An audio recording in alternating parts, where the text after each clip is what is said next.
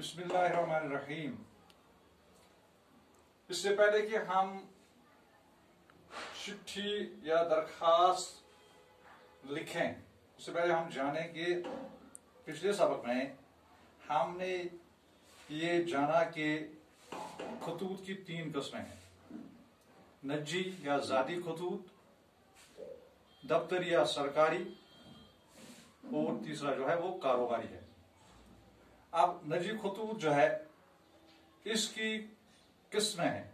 मिसाल के तौर पर इसकी एक किस्म है रुका, जो एक दूसरे को अपने हालात के मुताबिक लिखा जाए, इसे रुका कहते हैं। दूसरी है बिचक, जब कोई कारोबारी या कोई दुकानदार अपने फरोख्तशुदा माल यानी जो माल बेचता है तो उसकी एक फहरिस्त बनाता है और उस पर रेट लिखता है और खरीदार को बेचता है, इरसाल करता है, तो उसे बिचक कहते हैं। तीसरी किस्म है जो निजी खतूत की है, वो है बिल, जब कोई सौदागर या कोई बिजनेसमैन या कोई दुकानदार अपने माल की फहरिस्त बनाता है, उस पर रेट लिखता है और उस खरीदार से वहां ही पैसे वसूल करता है, यानी वहां ही उसको देता है, एक तरफ से माल और दूसरी तरफ से पैसे, तो इसको बिल कहते हैं। यानी जो वो इरसाल करेगा तो बिचक कहलाता है, जो पैसे वहां ही देगा और फहरिस्त बनाएगा वहां, उसे क्या कहते हैं, बिल। और दूसरी चीज है फर्द। फर्द उस चीज को कहते हैं जिस पर चीजों का नाम दर्ज किया जाए। और चौथी चीज जो है वो है हुंडी। हुंडी क्या कहते हैं कि जब कोई दुकानदार किसी शख्स के नाम एक तहरीर लिखे, कोई तहरीर लिखे कि इतना पैसा फलानी शख्स को दे देना, उसे हुंडी कहते हैं। ये तो थी 4 किस्में किसकी, निजी खतूत की। अब जो सरकारी खतूत हैं इसमें भी कुछ चीजें शामिल होती हैं, जैसे दरखास्त, परवाना जिसको हम कहते हैं इजाजतनामा या हुक्मनामा, रिपोर्ट, इतलानामा, नोटिस, समन, रसीद, डॉकेट, सर्टिफिकेट वगैरह, ये इसकी किस्में थी। तो अब हम अपने मौजू की तरफ ख्याल करेंगे। अपने इदारे के सरबराह के नाम डिस्चार्ज सर्टिफिकेट इजरा करवाने के लिए दरखास्त लिखिए। जब इदारे के सरबराह, तो किसी हाई स्कूल में हेडमास्टर हो सकता है, मिडिल स्कूल अगर होगा तो वहां भी हेडमास्टर हो सकता है, और अगर हायर सेकेंडरी होगी तो वहां पर प्रिंसिपल साहब हो सकता है। तो हम इसको दरखास्त लिखने के लिए हमें क्या करना है, सबसे पहले बखदमत जनाब प्रिंसिपल साहब, government boys higher secondary school Kupwara Kashmir.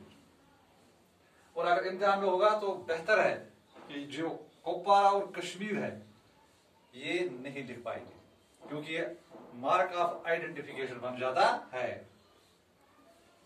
अब जनाब आली, जो प्रिंसिपल साहब है इसके सीध में नीचे हमें जनाब आली। अब यहां पर स्पेस छोड़नी है, मार्जिन, तो जनाब के सीध में हमें लिखना है, सीधा ये शुरू करना है। गुजारिश यह है कि न्याजमंद के वालिद मोहतरम एक सरकारी मुलाजिम है। चूंकि सरकारी मुलाजिम की वो एक ही जगह सुकुर्द नहीं कर सकते, क्योंकि उसका तबादला, ट्रांसफर होती ही जाती है। उनका यहां से श्रीनगर तबादला के लिए, उनका यहां से श्रीनगर तबादला श्रीनगर के लिए हुआ है, यानी मेरे वालिद मोहतरम जो है वो श्रीनगर के लिए ट्रांसफर हुए हैं।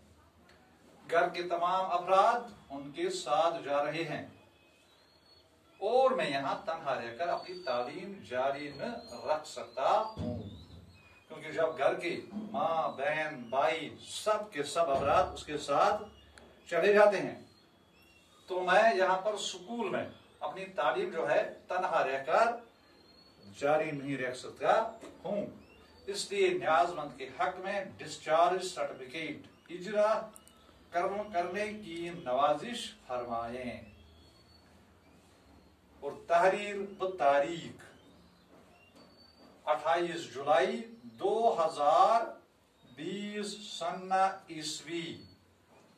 और अब इसके नीचे है अर्ज न्याजमंद, ये एक है अर्ज न्याजमंद, तो अलिफ बे जीम। और अगर कागज पर लिखना हो तो अपना नाम लिख सकते हैं, लेकिन इम्तिहान में अपना नाम जो है वो लिख ही पाएंगे क्योंकि वो मार्क ऑफ आइडेंटिफिकेशन बन जाता है। चाहे स्कूल का नाम लिखेंगे चाहे अपना नाम लिखेंगे, तो ये मार्क ऑफ आइडेंटिफिकेशन बन जाता है। तो यहाँ पर एक बार इसका तारीफ करेंगे, अपने इदारे के सरबराह के नाम डिस्चार्ज सर्टिफिकेट इजरा करवाने के लिए दरखास्त लिखी। तो आपको शुरू करना है वक्त में जनाब प्रिंसिपल साहब government boys higher secondary school Kupwara. अभी मैंने आपको कहा कि अगर इम्तिहान होगा तो एड्रेस लिखने की जरूरत नहीं है। जनाब आली, वो प्रिंसिपल साहब के सीध में, बीच में नहीं लिखना है, थोड़ा स्पेस डालने है जनाब आली। और गुजारिश जनाब के सीध में, जनाब आली से थोड़ा आगे गुजारिश है कि न्याजमंद के वालिद मोहतरम एक सरकारी मुलाजिम है, उनका यहाँ से श्रीनगर तबादला श्रीनगर के लिए हुआ, घर के तमाम अफराद उनके साथ जा रहे हैं और मैं यहाँ तनहा रहकर अपनी तालीम जारी न रख सकता हूँ।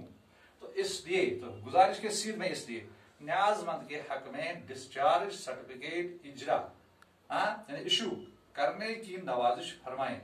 तहरीर तारीख, तारीख जिस दिन ये चिट्ठी लिखी जाती है या दरखास्त लिखी जाती है उस दिन की तारीख 28 जुलाई 2020 सन्ना ईस्वी। अर्ज न्याजमंद अलिफ बे जीम।